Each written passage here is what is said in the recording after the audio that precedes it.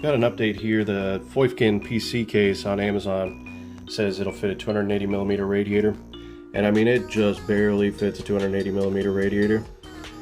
Things are extremely tight. I had to forego the washer on that far screw head in order to make clearance with the VRM heatsink over there.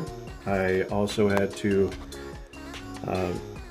use a hacksaw, manually, carefully cut out notches for the heat sinks on my RAM modules.